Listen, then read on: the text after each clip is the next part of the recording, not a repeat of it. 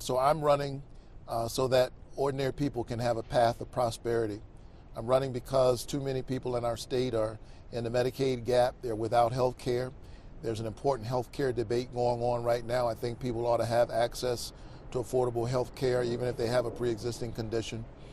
I'm running because our seniors are having to make the terrible choice between prescription drugs and food, and they ought to be able to retire with a sense of security and that things will be all right.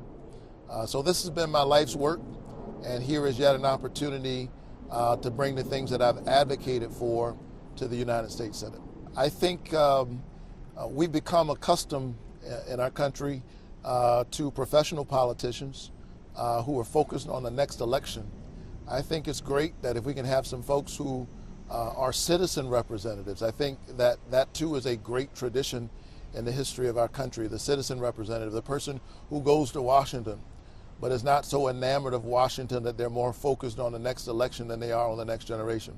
So I want to stay connected to the communities that I've served all of this time, and I want to bring the conversations that I'm hearing in those communities about the struggles that they're having, the bread and butter conversations, to this kind of unfortunate, disconnected conversation that we're seeing day to day in Washington. Ministers serve as a bridge. That's been the work that I've been doing. And I would be honored if the people of Georgia would give me an opportunity to serve as a kind of citizen representative and bring their concerns to the U.S. Capitol. I will stay focused on the issues that I've been focused on all of this time. I think that this is a good time. I'm speaking to people as a pastor and all across the state of Georgia who are having to make hard choices. They're really worried about their future.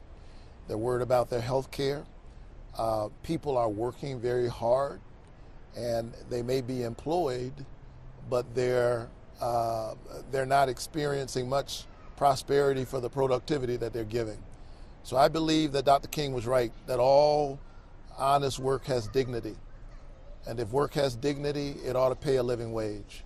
And for me, that's a matter of public policy, and that's the conversation I intend to have over the next several months.